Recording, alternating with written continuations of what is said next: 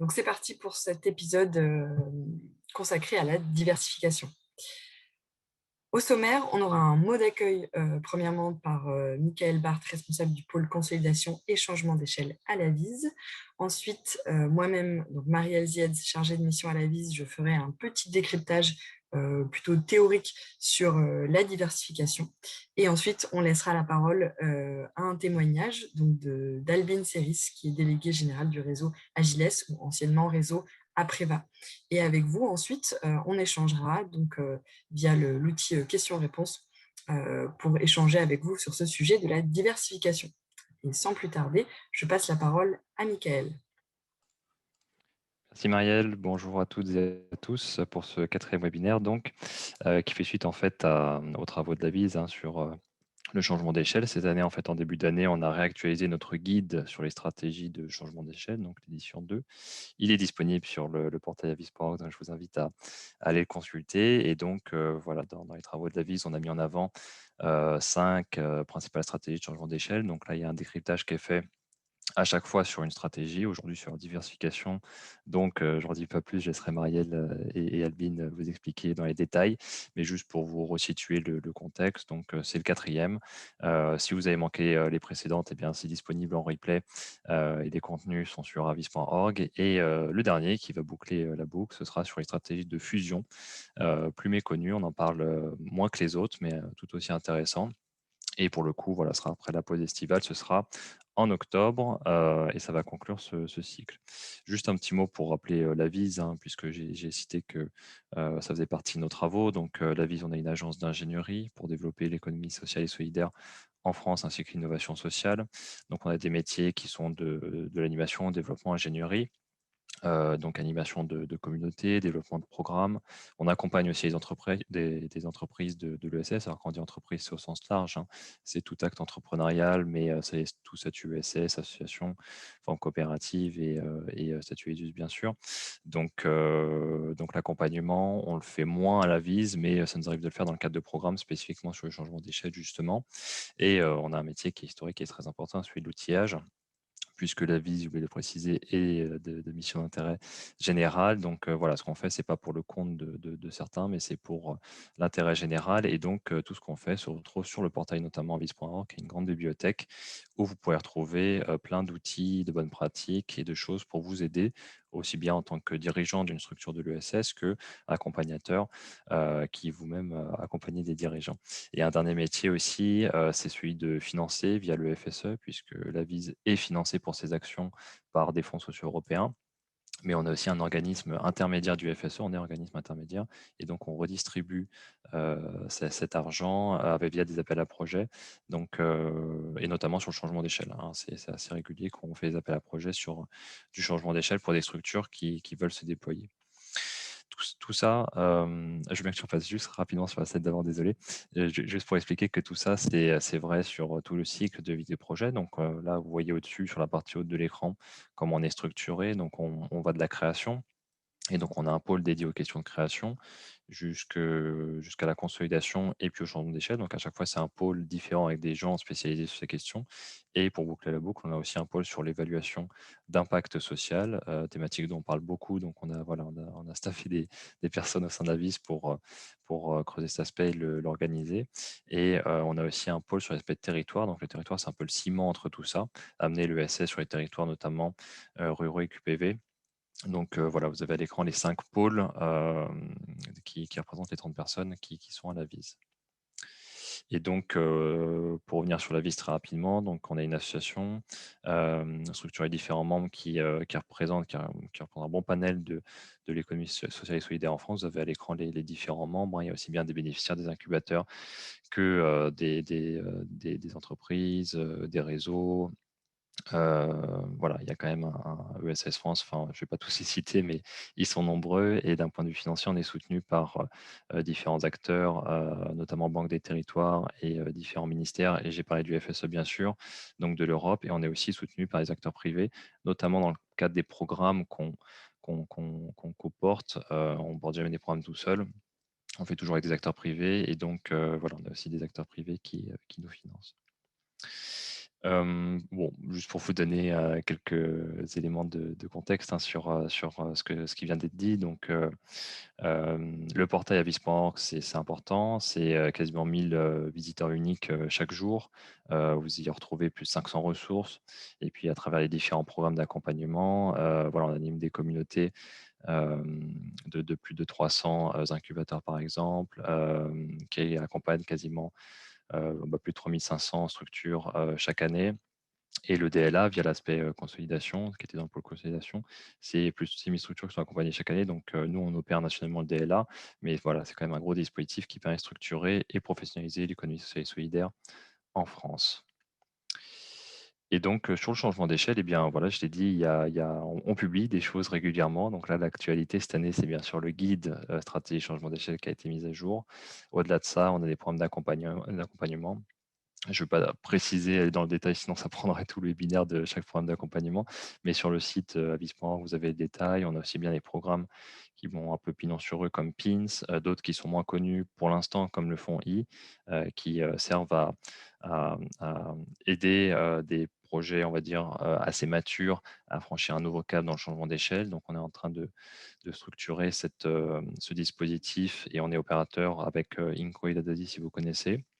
Et dans le changement d'échelle, donc ça c'est un gros programme de changement d'échelle. Il y aura de la communication bientôt. Et voilà, j'ai parlé du FSE, c'est quand même un sujet important qui aide les entreprises à se structurer et passer ce cap du changement d'échelle. Donc, restez en veille sur avis.org sur la partie FSE. Voilà, c'était juste un petit mot d'introduction. Je vais laisser la parole à Marielle pour la partie décryptage sur la diversification. Et donc, à très vite pour le dernier webinaire sur la fusion en octobre ensuite. Bon webinaire. Merci Mickaël. Donc j'enchaîne avec la partie décryptage, donc vraiment le côté un peu théorique de ce qu'on a vu du point de vue de la vise, et ensuite je laisserai la parole bien sûr au côté plus pratique avec notre témoignage. Mais du coup, avant cela, comme à chaque rendez-vous, pour celles et ceux qui étaient déjà avec nous les dernières fois, on souhaite faire connaissance avec vous et donc savoir, un, qui vous êtes, et deux, quel est votre lien avec la diversification, quelles sont vos connaissances sur ce sujet. Donc, je vais lancer un petit sondage. Donc, il y a une fenêtre qui va s'ouvrir à votre écran, pour celles et ceux qui sont derrière un ordinateur ou d'ailleurs derrière un portable. Et donc, voilà, vous avez deux questions. La première, ce sera qui êtes-vous? Est-ce que vous êtes porteur de projet de l'ESS, entrepreneur social, salarié, professionnel, tête de réseau, étudiant ou citoyen ou citoyenne curieuse? Et enfin, du coup, deuxième question, la diversification, c'est quoi pour vous? Est-ce que c'est un grand point d'interrogation, un sujet passionnant? Une expérience passée, votre ambition à 5 ans, votre stade de développement actuel, ou bien l'introduction d'aliments autres que le lait dans l'alimentation du nourrisson. Voilà, à vous de nous dire ce que vous en pensez. N'oubliez pas de cliquer sur envoyer quand vous répondez. Voilà, je vois que vous êtes 50% à avoir déjà répondu. Quand je mettrai fin au sondage, vous pourrez voir les résultats de l'ensemble des participants. Alors, on est à 75%, 80%. Je vous laisse encore quelques secondes. 90. Ok, super. Je mets fin au sondage. Voilà, et normalement, vous pouvez voir les résultats qui s'affichent. Donc, vous êtes à 50%, vous êtes des professionnels de l'accompagnement et ou du financement. Ensuite, à 17%, vous êtes entrepreneur social ou dirigeant, dirigeante d'une structure de l'ESS. Et ensuite, salarié ou bénévole d'une structure de l'ESS. Quelques porteurs de projets, un petit peu de tête de réseau et d'étudiants. Très bien. Et côté diversification, alors à 31%, c'est plutôt un grand point d'interrogation. Donc, vous posez des questions sur ce sujet, tant mieux. Ensuite, à 23%, c'est votre stade de développement actuel. Donc, ce sera peut-être intéressant pour les questions à la fin si vous souhaitez échanger avec nous là-dessus ou apporter des précisions dans le chat. Et à 20%, un sujet passionnant que vous maîtrisez. Pareil, si vous voulez ensuite échanger pour les questions, vous irez peut-être plus loin. Et votre ambition à 5 ans pour 15%. Et ensuite, on a eu 10% qui ont répondu la petite blague. Super. Merci beaucoup d'avoir joué le jeu.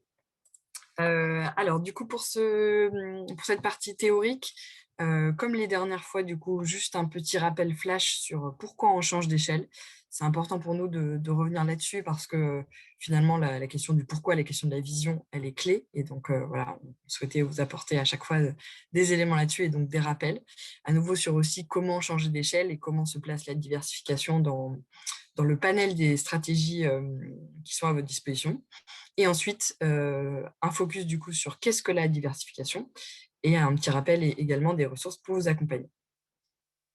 Alors, première partie, juste le petit rappel sur pourquoi on change d'échelle finalement. Alors, en tout cas, à la Vise, ce qu'on a, des études qu'on a menées, ce qui nous semble important à avoir en tête, c'est vraiment qu'une structure va changer d'échelle parce qu'elle cherche à maximiser son impact social. Et pour cela, elle va renforcer son organisation, elle va s'appuyer sur son écosystème, il va y avoir des conséquences sur son organisation. Donc nous, on la différencie bien de la croissance endogène, parce qu'on considère qu'il y a des conséquences plus profondes, on va dire, plus complexes en termes d'organisation. La croissance est bien sûr également une manière de se développer. En tout cas, on ne l'a pas traité comme telle dans les stratégies de changement d'échelle. Et bien sûr, ça nécessite de trouver un équilibre entre l'équation financière et l'équation sociale, mais avant tout, c'est la recherche de la maximisation de l'impact social et pas du coup d'un intérêt lucratif, par exemple.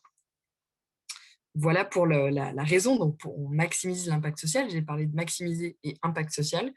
Impact social, petit rappel, donc, il y a plein de structures qui ont un impact social et il est divers. Il n'y a pas uniquement le mot social à l'intérieur, on pense aussi environnemental, sociétal, politique. Et donc là, vous avez à l'écran 5 exemples de structures qui ont chacune un impact social, mais qui va se qualifier de manière différente. Ça peut être en termes de nombre de bénéficiaires, ça peut être en termes de déchets collectés, etc. Donc, on a parlé d'impact social. On parlait aussi de maximiser. Donc, maximiser, ça peut se faire de manière différente. Donc, ça peut être une première manière, ça va être d'avoir plus d'impact sur chaque bénéficiaire. Donc, je n'augmente pas le nombre de mes bénéficiaires, mais j'augmente l'impact. Donc, je vais mieux répondre aux besoins. Deuxième solution pour maximiser, ça sera d'avoir plus de bénéficiaires, mais sur le même territoire. Je reste sur les territoires d'implantation, mais je vais chercher plus de bénéficiaires, peut-être de nouveaux bénéficiaires, de nouveaux profils de bénéficiaires. Si je m'adressais qu'aux jeunes, je vais m'adresser également aux moins jeunes. Un exemple parmi d'autres, ou tout simplement le même profil, mais je vais augmenter le nombre de bénéficiaires. Et troisième piste pour maximiser, c'est de chercher de nouveaux bénéficiaires sur de nouveaux territoires. Donc voilà, maximiser, ça recouvre bien ces trois manières de le faire. Ensuite, maintenant qu'on a défini à nouveau le pourquoi, en fait, on change d'échelle. Comment on change d'échelle? Donc ça, on l'a vu, on est au 4e épisode, donc on a vu maintenant plusieurs stratégies. Donc vous aviez, sur ce schéma, vous voyez en haut les stratégies d'ordre individuel, et donc la diversification en fait partie, au même titre que la duplication et la fertilisation, même si bien sûr elles vont avoir aussi pour la duplication et la fertilisation des impacts sur des organisations tierces. En tout cas, c'est une stratégie plutôt individuelle, et les stratégies collectives, coopération et fusion. En termes de choix de stratégie, et pourquoi une stratégie ou une autre, vous vous rappelez de ce schéma, du coup, on avait mis, il y a une frise au milieu en termes de qu'est-ce qu'on va chercher à faire avec l'impact, est-ce qu'on essaie de consolider, de l'optimiser, de l'améliorer, de l'augmenter, le démultiplier, et en termes aussi en haut de contexte économique, est-ce qu'il est plutôt fragile ou est-ce qu'il est plutôt solide? Et là, comme vous le voyez, donc pour la diversification, on l'a placée un peu au milieu. C'est-à-dire que la qualité de l'impact social, elle peut être améliorée. Et donc là, on va vraiment chercher à augmenter son impact, mais ça peut être sur les mêmes bénéficiaires, mais juste de mieux répondre aux besoins. Il y a peut-être d'autres besoins auxquels on n'a pas encore pensé, on va y répondre. On va voir ça tout de suite.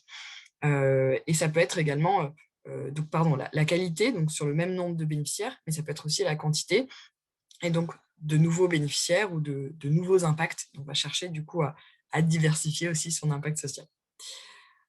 Voilà, du coup, maintenant, on va faire un petit focus, justement, un zoom sur le sujet qui nous intéresse, la diversification. Donc, la diversification, finalement, c'est créer une ou plusieurs nouvelles activités pour enrichir son modèle. Et donc, il y a différentes manières de le faire. Là, vous voyez à l'écran 3 manières, mais il y en a sûrement d'autres aussi, peut-être que vous expérimentez sur le terrain. Mais en tout cas, nous, on a relevé qu'il y a la diversification verticale, horizontale et conglomérale. Premièrement, la diversification verticale, qu'est-ce que c'est? C'est développer en fait une ou des nouvelles activités en amont ou en aval de son activité d'origine. Et là, on peut parler aussi, par exemple, dans une filière, on va essayer de s'étendre dans sa propre filière. Donc, exemple, on va avoir du coup une structure qui va chercher peut-être à développer une activité d'un fournisseur. Donc avant, elle allait peut-être se fournir chez une autre structure, elle va décider d'elle-même développer cette nouvelle activité. Donc là, en amont ou en aval, du coup, une activité qui va la rapprocher de sa cible, de son bénéficiaire, via un intermédiaire. Si par exemple, voilà, elle produit quelque chose, il y a de la vente derrière, elle va également aller sur la distribution du produit qu'elle va produire. Et donc là, un exemple, ça va être par exemple le groupement solidaire Le Chênelet, qui travaille du coup sur la filière du bois de manière intégrée en développant plusieurs activités, en commençant par l'exploitation forestière, en passant par de la scierie, de la production d'écomatériaux, de palettes, jusqu'à même des logements écologiques en bois. Donc on a vraiment toute une chaîne du coup d'activités dans un même secteur, dans une même filière. Donc ça, c'est une manière de diversifier. Il y en a d'autres aussi. Il y a la diversification horizontale, où là, on va chercher à développer une ou des nouvelles activités dans le même secteur de l'activité d'origine. Donc là, c'est pour ça qu'on parle plutôt d'horizontalité, pardon. Du coup, par rapport à la verticalité, où on pense vraiment à la chronologie amont-aval, là, on reste sur le même niveau. Et du coup, on va avoir, par exemple, j'ai mis un exemple, donc un garage solidaire qui va proposer plusieurs services, il manque un S d'ailleurs, dans le secteur de l'automobile. Donc, par exemple, de la réparation, de la location, de la vente de véhicules. On reste sur le même secteur, mais il y a différentes activités qui vont permettre d'augmenter l'impact auprès des bénéficiaires parce qu'il y a peut-être des besoins sociaux nouveaux qui vont émerger. Et là, on a un exemple, finalement, c'est les garages solidaires à Préva et le réseau Agiles, mais je n'en dis pas plus puisque c'est le témoignage juste après. Et enfin, troisième manière de diversifier, c'est la diversification conglomérale. Alors là, du coup, c'est développer une ou plusieurs activités dans un nouveau secteur qui peut être radicalement, une activité radicalement différente de l'activité d'origine. Et donc là, par exemple, ça peut être une structure qui va développer des activités. Alors, je pense par exemple à un groupe d'insertion qui va développer des activités dans le secteur du bâtiment, de la logistique, du recyclage. Voilà, si vous pensez par exemple au groupe ARES ou à d'autres qui vont vraiment donc toujours avoir la mission insertion socio-professionnelle, mais du coup à travers différents supports, différentes activités. Et donc là, vous voyez finalement, chaque exemple, c'était justement des structures de l'insertion par l'activité économique, parce que il me semble que c'est une stratégie qui est plutôt usitée par ce secteur-là en particulier. Du coup, pour faire un petit résumé, en tout cas, de ce qu'on a vu, des études de cas qu'on a pu faire, quels sont les avantages et les inconvénients, on va dire, de la stratégie de diversification. Côté avantage, ça peut diminuer la dépendance à certaines activités et du coup diversifier des revenus économiques. Ça peut également permettre de faire face à des difficultés d'activité saisonnière, donc développer des activités qui vont apporter un revenu tout au long de l'année, surtout sur les mois où justement il y a peut-être une activité qui sera moins, on va dire, qui va moins soutenir le modèle économique, et du coup ça va pérenniser une structure. Et ensuite, bien sûr, ça permet aussi d'avoir une meilleure couverture peut-être même avant tout, ça permet une meilleure couverture des besoins sociaux identifiés.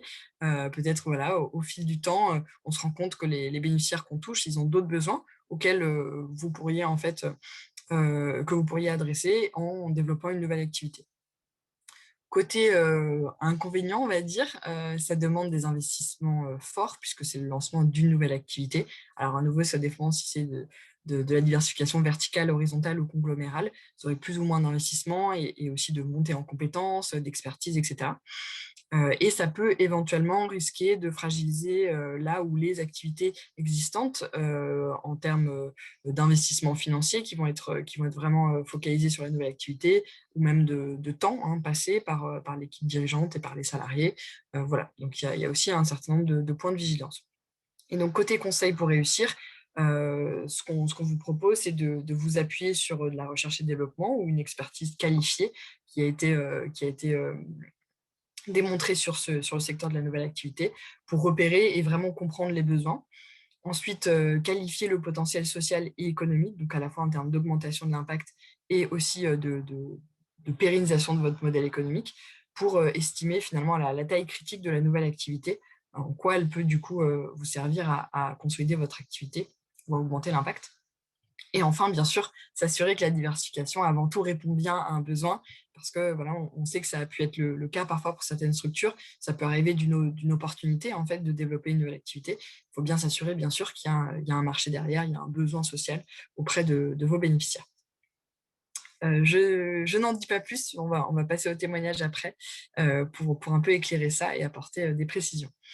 En termes de ressources pour vous accompagner, alors là, du coup, on a remis bien sûr le guide stratégie pour changer d'échelle, où vous trouverez un peu au près les éléments que je vous ai donnés là à l'oral et des petites études de cas.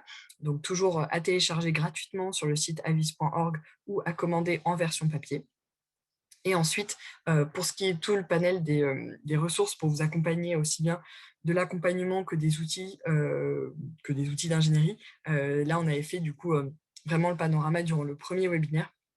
Donc, le replay est en ligne. Et donc, juste un petit mot au sujet des replays. Les autres épisodes ne sont pas encore en ligne, ne vont pas tarder à l'être. Voilà, donc vous retrouverez toutes les recommandations sur le premier replay en termes de ressources pour vous accompagner. On va passer maintenant à la partie témoignage et du coup à la partie plus pratique et du coup un exemple vraiment terrain du coup sur la diversification. Et pour cela, du coup, on accueille Albine Serris, donc déléguée générale du réseau Agiles, anciennement réseau Apreva. Bienvenue Albine. Merci, bonjour à tous et à toutes. Merci d'être avec nous. Du coup, on a plusieurs questions pour toi, du coup, donc 6 questions en tout. On a un long témoignage ensemble pour bien comprendre, puisqu'en fait, du coup, alors tu représentes bien sûr le réseau Apreva ou maintenant réseau Agiles, mais au départ, il y avait des garages solidaires Apreva. Et donc, ma première question, pour bien que les participants puissent comprendre, c'est voilà, une question de définition, d'éclairage. Qu'est-ce que les garages solidaires Apreva? Qu'est-ce que le réseau Agiles et quel est l'historique entre les deux? Oui, alors effectivement, donc Apreva, déjà, ça veut dire Association pour la réparation et l'entretien des véhicules automobiles. Voilà, donc ça, on commence par ça, on a déjà un petit peu défini ce que c'est. Donc, c'est des associations qui ont été créées, donc la première en Lot-et-Garonne il y a 10 ans, autour d'un atelier chantier insertion, donc bien une SIAE. Et le but, c'était de récupérer des véhicules donnés notamment par Enedis, de les remettre en état au sein du chantier et ensuite de les proposer à la location à bas tarif pour des personnes en difficulté qui ont besoin d'une voiture pour se rendre sur leur lieu de travail ou de formation. Voilà, donc ça, c'était vraiment le projet originel d'Apreva qui a entamé assez rapidement une diversification, donc sans rentrer trop dans les détails parce qu'on va en parler, mais bon, sur l'historique, rapidement, ils ont proposé la réparation de véhicules, aussi la vente. Et ils ont créé un deuxième établissement donc en 2014 à Lormont, à côté de Bordeaux, voilà, pour avoir effectivement un petit peu plus d'ampleur et d'impact social. Et en 2016, l'association Réseau Apreva a été créée dans le but de partager les bonnes pratiques, d'essaimer le modèle d'Apreva, du garage Apreva, et de professionnaliser tous les garages et les loueurs sociaux et solidaires qui en avaient l'envie, qui avaient envie de se rassembler pour être un petit peu, on va dire, plus forts ensemble. Donc voilà, au début, on s'est appelé Réseau Apreva parce que l'initiative venait du garage, mais justement, maintenant, on s'appelle le réseau Agiles parce qu'on s'est un petit peu distancié petit à petit du garage Apreva, même si évidemment, on est toujours fidèle aux origines. Merci. Du coup, deuxième question, finalement, donc la question du pourquoi, je le disais avant, elle est clé. Du coup, pourquoi donc ces premiers garages sociaux solidaires Apreva ont voulu changer d'échelle? Voilà, tout simplement. Quelles ont été les motivations, en fait, à la fois en interne et peut-être aussi en externe, donc bien de l'équipe, mais peut-être aussi des partenaires, etc. Tout à fait. En fait, enfin, bon, je pense qu'ils peuvent se reconnaître vraiment dans tout ce qui a été dit dans la partie, on va dire, théorique. Donc, c'est plutôt une bonne nouvelle. Mais effectivement, donc c'est bien ça. En fait, on est parti du besoin, tout simplement. Voilà, hein, donc toujours la première activité, c'était la location. Donc, qu'est-ce qu'on fait pour les gens qui ont déjà un véhicule, donc d'où la réparation. Qu'est-ce qu'on fait pour les gens qui n'ont un véhicule qui n'est plus en état, donc la vente. Et puis, donc voilà, donc effectivement, toujours répondre à ce besoin et toucher plus de monde. Euh, Également, donc voilà, cette envie d'étendre l'impact social. Et il n'est pas venu uniquement en fait des porteurs de projets, du directeur, des autres salariés, de la gouvernance, mais aussi il a été un petit peu insufflé par les structures qui ont accompagné le garage à Préva assez rapidement, 2 ans après l'ouverture, et notamment, justement, donc il y a eu 2 accompagnements, l'un par Ashoka et l'autre donc par la vie dans le cadre du projet PINS, même si c'était en fait le projet zéro du programme PINS, d'après ce qu'on m'a expliqué. Donc effectivement, cette suggestion qui a été de dire, voilà, vous avez raison de vouloir changer d'échelle parce que c'est un modèle qui est efficient et qui répond à un besoin qui est largement répandu sur le territoire français. Merci. Du coup, donc prochaine question, du coup, pourquoi finalement, du coup, alors on le voit, vous avez, on le comprend en filigrane, mais je le dis comme ça, vous avez expérimenté 2 stratégies de changement d'échelle, hein, finalement, puisqu'il y a, et tu viens de le dire, il y a la diversification et il y a aussi une sorte d'essaimage ou en tout cas de création de réseau qui a fédéré des acteurs. Donc, il y a bien 2 stratégies de changement d'échelle, mais là, du coup, je te proposais de plutôt détailler vraiment le côté diversification. Du coup, maintenant que tu nous as donné vraiment la vision du changement d'échelle et de ce besoin social, pourquoi les garages solidaires à Préva ont choisi de se diversifier, donc de développer de nouvelles activités, et quelles ont été finalement les différentes étapes clés du lancement de ces nouvelles activités? Eh bien, vraiment, donc tu en as parlé tout à l'heure, il ne faut pas oublier, le besoin. En fait, pour Apreva, ça a été le point de départ. C'était vraiment l'idée, de répondre à différents besoins, mais aussi, comme ça a été évoqué, l'idée c'est de se, rendre un petit peu plus, solide et moins dépendant de uniquement, eh bien, une certaine demande et puis certains, financeurs, certains partenaires. Donc effectivement, voilà, ce côté de finalement, en fait, si on grandit, si on grossit, on devient plus stable, même si derrière, évidemment, il faut aussi que ça suive en termes de gestion et j'y reviendrai après. Donc voilà, c'est vraiment cette motivation par l'idée de répondre à un besoin social. Et donc les étapes clés, ça a été de diversifier en fait avec des activités assez proches comme location, réparation, vente. Ensuite, de tenter un peu de dupliquer, on va dire, sur un deuxième établissement. Et en fait, finalement, cette stratégie, elle a continué donc, tout au long des 10 années, à la fois sur ces deux aspects. Et aujourd'hui, donc, les garages à Préva, ils se diversifient justement de plus en plus, avec, par exemple, la création d'un garage, même de plusieurs garages mobiles, donc des camions ateliers aménagés qui proposent la réparation directement à domicile ou sur des permanences, ou encore le déplacement à la demande, donc le transport d'utilité sociale, avec également des personnes en insertion qui conduisent des véhicules pour proposer voilà, des sortes de lignes de transport en commun en milieu rural. Donc vraiment, c'est ça, c'est que on va dire que c'est un petit peu petit à petit, on fait une petite diversification, un petit essaimage, et après, on voit plus grand, on fait une activité un peu plus différente, mais qui est toujours quand même globalement dans le même secteur. Et on lance aussi d'autres établissements, donc là en l'occurrence des garages mobiles, et même une troisième antenne en 2019 qui a vu le jour aussi en Lot-et-Garonne. Voilà. Parfait. Et du coup, oui, donc pour bien clarifier, donc vous avez combien de garages solidaires à Préva et dans le réseau ensuite Agiles, vous êtes combien, juste pour avoir une idée à nouveau? Donc, à Préva, donc aujourd'hui, effectivement, ils ont 3 établissements physiques, plus 3 garages mobiles. Et dans le réseau Agiles, donc effectivement, anciennement Apreva, quand on s'est créé, il y avait 3 associations distinctes, dont Apreva, et aujourd'hui, on est 43, donc sur l'ensemble du territoire français. D'accord. Et du coup, vous représentez il y a toutes ces activités-là que tu viens de nous évoquer également chez vos adhérents. Il y a cette diversification d'activités, on la retrouve aussi. Absolument, voilà, c'est tout ce qui va concerner des solutions opérationnelles de mobilité, donc autour de la voiture, mais pas que, hein, de plus en plus vers les mobilités plus douces et aussi évidemment plus partagées, parce que tant qu'à utiliser un véhicule, autant être un maximum dedans pour limiter justement le nombre de véhicules sur la route, si possible. Merci. Du coup, donc prochaine question, maintenant que tu nous as parlé un peu de l'historique, des manières dont les garages sociaux et solidaires, du coup, à Prévas, ont diversifié leurs activités. Avec le recul, du coup, quels ont été les impacts de ces diversifications? Alors, première question, d'abord, les impacts sur la dynamique de réseau. Donc, justement, cette autre stratégie de changement d'échelle. Est-ce que les diversifications des établissements ont eu un impact ensuite sur cette dynamique de réseau? Et vice-versa, peut-être.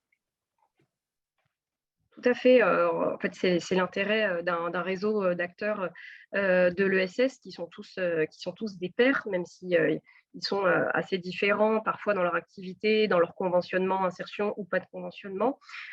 Donc si je commence par, Apreva, le garage s'est nourri en fait, des autres activités, de ses membres. Par exemple, je l'ai évoqué, le transport d'utilité sociale a été, vraiment inspiré, très fortement de ce que faisait un autre de nos adhérents dans le Cher, le garage associatif solidaire 18. Et donc, c'est grâce à cet espace en fait, d'échange qu'il y a pu, y avoir cette émergence, d'activités. Donc vraiment Apreva a su, s'inspirer, et prendre ce qu'il y avait, de différent chez les autres adhérents. Et à l'inverse, le réseau qui, donc auparavant, jusqu'à une date récente, s'appelait le réseau Apreva, on était parti dans une idée un petit peu, au début assez rigide, de dire: «On va dupliquer le modèle Apreva, le modèle du garage», et on s'est aperçu rapidement que ce n'était pas forcément la meilleure, stratégie, puisqu'il y avait justement cette diversité d'actions, diversité d'acteurs. Cela dit, le garage Apreva sert aussi, aujourd'hui un peu de modèle à beaucoup de porteurs de projets quand, moi-même ou mes collègues ont fait des accompagnements à la création, on fait venir les porteurs de projets dans différents garages, et notamment le garage Apreva qui a atteint, enfin les garages Apreva qui ont atteint un peu cette maturité en termes d'action et de gestion et d'équilibre qu'il n'est pas forcément évident d'atteindre dans l'ESS, et notamment les garages solidaires. Donc il y a vraiment cet échange assez riche dans les deux sens. Merci. Et tu viens de le dire, donc ça fait la parfaite transition, mais du coup, donc tu parlais de solidité aussi économique, du modèle avec différentes activités, qui n'est pas évident, voilà, c'est pas évident pour un garage solidaire de pérenniser son modèle. Justement, quels ont été les impacts de cette diversification sur le modèle économique? Et ben voilà, donc pour revenir effectivement sur le garage à Préva, bien sûr, et non pas du réseau, cette diversification, déjà, elle a, enfin, concrètement, ça a été, eh bien, beaucoup plus d'activités, donc beaucoup plus, en termes de volume de financement, d'embauche de salariés permanents et en insertion. Donc il y a vraiment cette taille, on va dire, hein, qui a grossi, de manière opérationnelle. On va dire, je pense qu'on peut le dire, c'est que le garage, effectivement, a pu être, un petit peu renforcé et se solidifier, parce qu'il y a certaines activités qui ont un impact social intéressant et pour lesquelles on a la chance d'avoir des cofinancements assez stables. Donc c'est des activités à la fois qui créent qui répondent à un besoin social comme la location, et qui sont, pour parler un peu vulgairement, presque aussi un côté un peu vache à lait, c'est-à-dire qu'elles sont bien cofinancées. Ça permet en fait de venir intervenir sur des publics pour lesquels il n'y a aucune aide, ou sur effectivement voilà, des choses, par exemple comme l'activité de réparation, où malgré le fait qu'on tire les prix vers le bas, il n'y a pas toujours de cofinancement, mais on peut se permettre de faire ces prix vraiment bas grâce, on va dire, à l'équilibre des autres activités. Donc ça permet voilà, vraiment de répondre aux besoins sociaux, même si derrière, il n'y a pas forcément les financements qui suivent. Donc voilà, ça permet d'avoir cet impact-là. Et puis, en fait, au bout d'une certaine taille, on va avoir accès peut-être des financements, des programmes comme le FSE, qui ne sont pas forcément évidents à mettre en place dans une petite structure qui n'a pas forcément de trésorerie, ni même de personnel administratif pour gérer tout ce côté-là, qui sont liés au financement européen. Et donc, voilà, le fait d'avoir cette diversité d'activités et donc un renforcement des personnels aussi administratifs qui ne sont pas dans l'atelier à mettre les mains dans le cambouis, et bien voilà, ça permet justement d'ouvrir cet équilibre. Super. Et donc, dernière question, finalement, on a évoqué pas mal de sujets par rapport à l'historique donc des garages à Préva et aussi un peu du réseau. Mais du coup, avec le recul, est-ce que quel frein et levier tu identifies pour diversifier son activité? Est-ce que tu aurais des conseils en fait à donner à quiconque souhaite se lancer dans une ou plusieurs diversifications? Oui, alors effectivement, dans les leviers, on va commencer par les côtés un peu plus positifs. C'est que déjà, c'est des opportunités. On remarque chez certains de nos adhérents, donc Apreva, mais aussi d'autres qui pourraient changer d'échelle, qu'en fait, c'est les partenaires qui leur demandent d'aller sur une diversification, sur d'autres activités, parce que les besoins sont non couverts. Et justement, c'est aussi l'intérêt du réseau, c'est qu'il va nous demander comment on fait ça, est-ce que je peux être mis en relation avec un adhérent qui le fait. Donc vraiment, il y a dans les leviers, il y a les opportunités. On va dire, ça peut être vraiment une idée de pouvoir enfin grossir. Il y a aussi le fait, dans les garages solidaires, et Apreva voilà, on fait partie, qu'on a besoin aussi d'atteindre une certaine, on va dire, échelle pour pouvoir mutualiser les postes dont je parlais, tout ce qui est direction, administratif, qui sont des postes par essence non productifs. Et donc, effectivement, plus il y a d'activités, de solutions de mobilité mises en place, plus on va pouvoir justement assurer un petit peu le financement de cette masse salariale. Donc, voilà, c'est aussi un levier, c'est de dire à un moment donné, si on n'atteint pas une certaine échelle, en fait, on ne va pas arriver à un équilibre économique. Donc, voilà, il faut grossir pour survivre, entre guillemets. C'est aussi évidemment, on en parlait, j'en parlais, le besoin qui est une véritable opportunité, c'est de se dire, je vais pouvoir vraiment aider des gens parce que finalement, comment on fait pour celui qui n'a pas le permis? Si je peux faire un petit peu du taxi social, du transport social, je vais aussi pouvoir répondre à ce besoin. Et donc, voilà, c'est vraiment ce qui nous guide, hein, dans les structures de l'ESS et notamment les garages solidaires. Après, en termes de freins, voilà, tout n'est évidemment pas si rose. Ça demande forcément une gestion qui doit être extrêmement rigoureuse, voilà, en termes financiers, en termes humains, en termes de qualité des prestations aussi. Il ne faut pas parce qu'on est dans le solidaire qu'on doit louer des véhicules en mauvais état ou réparer de manière non complète un véhicule. Donc, il faut faire attention à ne pas se laisser dépasser par la quantité de choses à faire. Et on ne gère pas une entreprise, une association, enfin n'importe quelle structure de l'ESS ou pas, de la même manière selon la taille de l'activité. Donc, il faut vraiment pouvoir suivre ce changement d'échelle, cette diversification pour pouvoir faire les choses correctement. Sinon, voilà, la chute n'en est que plus rude. Voilà.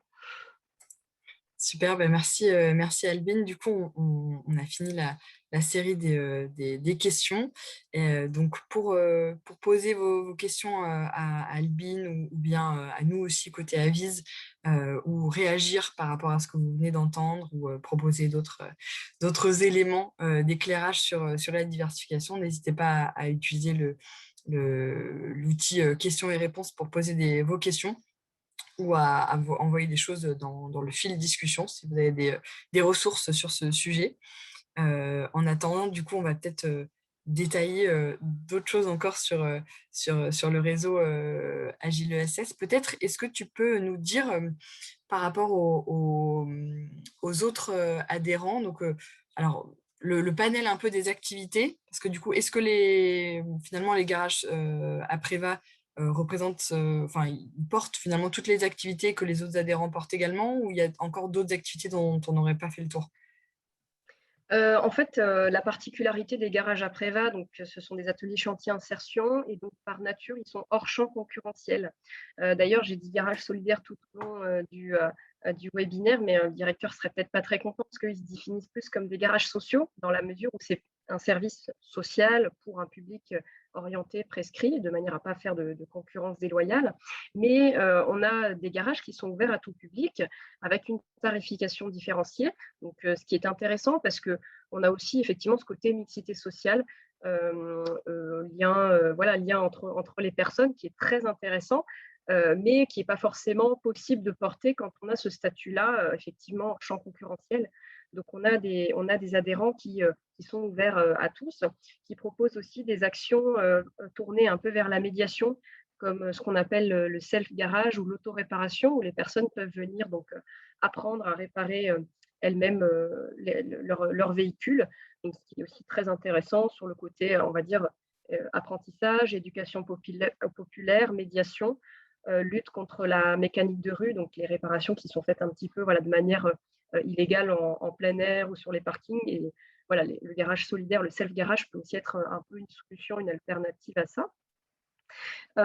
Et puis, on a aussi des adhérents qui ne sont pas que garage ou loueur, parce que la condition pour adhérer chez nous, c'est d'être garage ou loueur, et qui portent aussi des activités donc, de diagnostic, de conseil mobilité, comme le font les plateformes. Nous, on n'est pas un réseau de plateformes, on n'a pas cette vocation-là, même si évidemment on reconnaît tout l'intérêt et l'usage de ces activités-là. Mais voilà, on a des acteurs qui sont encore plus diversifiés, on va dire, qu'à Préva. Alors, il y a une question qui est arrivée dans le chat sur la taille critique en fait nécessaire. La question c'est quel est le poids des acteurs du réseau dans le risque pris pour diversifier les activités d'une structure? Est-ce qu'il existe des indicateurs permettant de fixer un seuil au-delà duquel la diversification d'activités devient possible? Donc, pour moi, c'est vraiment la question de quelle est la taille critique où la diversification devient intéressante. Pas forcément évident à répondre. Oui, c'est pas évident à répondre. C'est vrai que nous, ce qu'on va essayer de faire beaucoup, c'est de quantifier en termes d'équivalent temps plein peut-être ces différentes tâches et donc de se dire, en fait, finalement, si je veux faire ça, j'ai besoin de 1,3 ETP. Donc, comment est-ce que je fais? Est-ce que je recrute? Est-ce que je prends 2 personnes à temps partiel?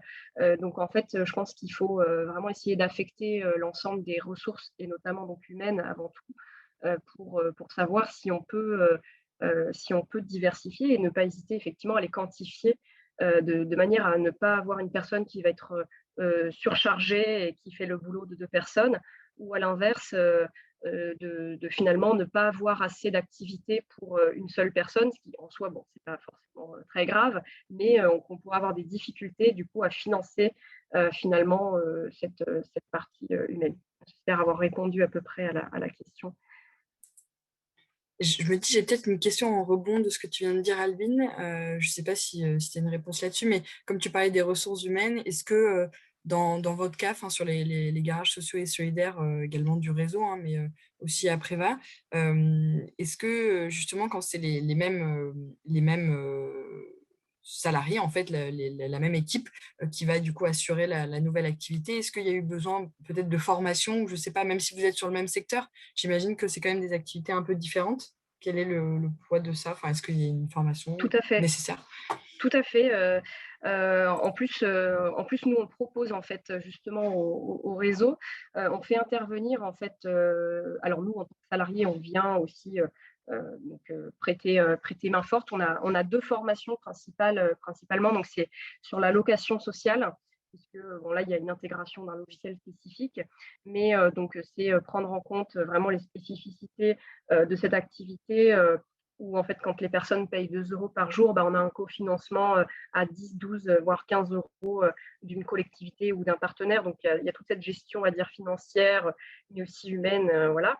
Et sur la réparation sociale, donc une autre formation que l'on fait en direction des salariés qui souvent soit sont issus de l'automobile, donc ils connaissent très, très bien le fait de taper des devis, de faire des réparations, mais qui ne connaissent pas forcément ce côté social, ou à l'inverse, des personnes qui travaillent déjà, par exemple, en structure d'insertion, quand on a une structure d'insertion qui se diversifie, mais qui ne connaissent pas du tout le métier en dehors du chef d'atelier quand même.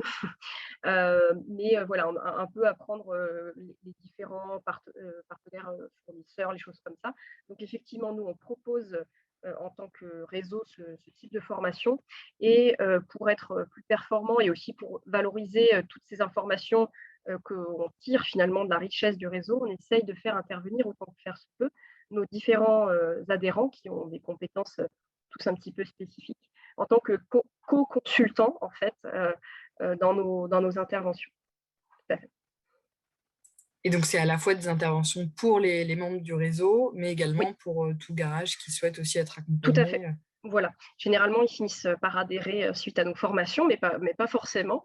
Donc voilà, c'est vraiment une prestation en fait que l'on propose et qui est accessible voilà, à tous ceux qui en font la demande, que l'on soit évidemment adhérent ou pas. Et puis en dehors du côté prestation, évidemment, il y a ce côté interconnaissance, échange de bonnes pratiques, ateliers. On fait aussi des petits webinaires au sein de notre réseau pour justement voilà, pouvoir s'inspirer les uns des autres sur les activités. C'est très intéressant parce qu'on voit finalement le lien entre la dynamique réseau et c'est la diversification d'activités. Il y a vraiment des ponts et du coup que vous facilitez via le réseau grâce à la formation. Et j'imagine du coup, comme tu l'as dit, hein, l'inspiration qui vient des adhérents les uns avec les autres, du coup ce partage de transfert de savoir-faire peut-être sur du coup ces activités-là. Très intéressant. Oui, c'est vraiment, si je peux me permettre de compléter, c'est vraiment du coup cet échange où bon, le réseau est né de l'expérience d'Apreva, puisque à l'origine, c'était vraiment dupliquer le modèle. Et finalement, c'est devenu vraiment quelque chose de autre, on va dire, puisque bon, Apreva, le garage a beaucoup nourri, effectivement, venir constituer les formations, toutes les connaissances qu'on a pu acquérir viennent de ce garage-là. Mais en fait, le réseau vient aussi nourrir le garage ainsi que les autres adhérents. Donc, c'est assez intéressant en termes de coopération, on va dire. Moi, j'ai peut-être une question à vous poser sur la partie financement, ou plutôt tactique des financements. Finalement, en vous écoutant, je me dis que on n'est pas très loin de ce qu'on peut appeler innovation parfois. Quand j'entendais la partie sur regarder ce qui se passe dans le réseau et voir, détecter qu'il y a le transport d'utilité sociale et puis modéliser cet aspect-là pour pourquoi pas le dupliquer dans d'autres membres du réseau après, finalement, ça rentre dans ce que beaucoup appellent démarche d'innovation. Donc, est-ce que c'est une tactique financière ou pas d'aller chercher, est-ce qu'il y a des financements dédiés à l'innovation, donc de faire financer en partie cette diversification en l'appelant innovation? Est-ce que ça marche? Est-ce que vous le recommandez? Est-ce que ça ne marche pas? Oui, alors il y a eu des appels à projets, notamment. Donc, moi, je suis basée à Bordeaux, donc avec la région Nouvelle-Aquitaine sur l'innovation sociale. C'était pas forcément évident parce que voilà, on est plus vraiment dans le nouveau service. Euh, Même si ça répond à des besoins, je ne suis pas tout à fait sûre qu'on soit réellement dans l'innovation en termes justement de relations d'échanges qui sont très riches et très intéressantes, mais ce n'est pas spécialement innovant. Après, en termes de stratégie de financement, les garages ils vont plutôt aller sur des appels à projets classiques pour répondre à un besoin. Mais c'est vrai que je ne sais pas si on peut vraiment dire qu'on a cette carrure-là de vraiment d'être innovant, même si on répond, j'espère, à un besoin social. Merci. Et du coup, il y a une question dans le chat sur votre stratégie de développement territorial. Quelle stratégie vous envisagez sur l'aspect territorial? Alors du coup, j'imagine plus pour le garage, peut-être le garage à Préva que le réseau. Hein.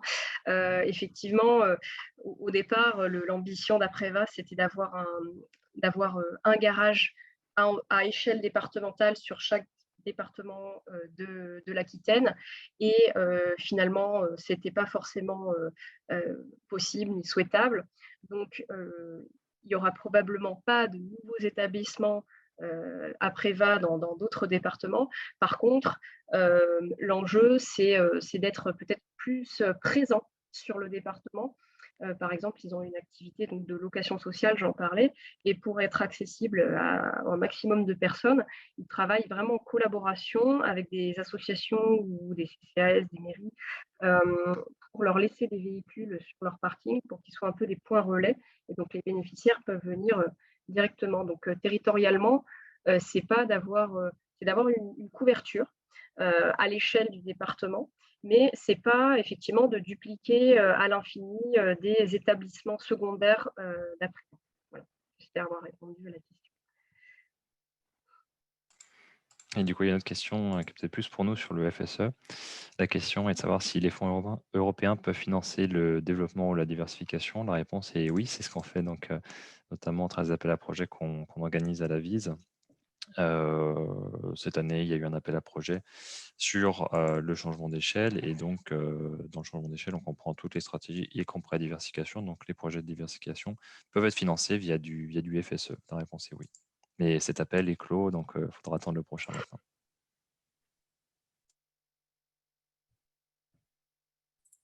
Est-ce qu'il reste une ultime question des participantes, participants? Sinon, le webinaire va toucher à sa fin. Est-ce que tu as un dernier mot que tu souhaites dire, Albine? Non, mais merci pour l'opportunité voilà, d'avoir pu intervenir. C'est vrai qu'on a toutes ces stratégies fertilisation, diversification, ça faisait partie un peu du kit qu'avait transmis la VISE, enfin dans le cadre du programme PINS au garage à Préva. Et c'est intéressant de voir voilà, comment ça a pu inspirer le garage. C'est vrai que ça faisait un guide assez intéressant on va dire, pour avoir une stratégie, mais que évidemment le terrain est toujours beaucoup plus complexe. En tout cas, c'est bien d'avoir des bases théoriques là-dessus. Oui, tout à fait, parce qu'on le rappelle effectivement, comme tu disais, du coup, le premier garage social solidaire à Préva avait été effectivement l'expérimentation, le premier accompagnement du programme PINS, donc que la Fondation Massif et la VISE portent en partenariat. Écoutez, merci à toutes et à tous pour votre écoute et vos questions. Merci beaucoup, Albine, pour ton témoignage et l'échange qu'on a pu avoir avec toi ce matin. Du coup, j'indique aux participantes, aux participants, je vous rappelle que ce webinaire sera disponible en replay. Et avant de nous quitter, quand vous quitterez donc ce webinaire, ne fermez pas la fenêtre, faites juste quitter. Comme ça, vous aurez l'enquête de satisfaction qui apparaîtra dans votre navigateur. C'est très important pour nous pour qu'on continue à recevoir à chaque fois pour celles et ceux qui nous suivent sur le cycle. On essaie de tenir compte de vos retours, de toujours avoir une grande partie dédiée au témoignage parce qu'on sait que c'est la partie pratique. On rentre vraiment dans le vif du sujet. Donc, merci pour vos retours. Continuez à nous faire des commentaires. Et puis, on vous retrouve pour la dernière session du cycle. Ce sera à la rentrée. Donc, ce sera dans le mardi 12 octobre de 9h30 à 10h30. Donc, pour aborder avec vous la dernière stratégie de changement d'échelle sur laquelle on a fait des travaux. Donc, c'est la stratégie de la fusion. Donc, mardi 12 octobre. Merci beaucoup. Répondez aux questionnaires et puis on se retrouve donc à la rentrée. Au revoir Albine. Très bonne journée. Au revoir à tous.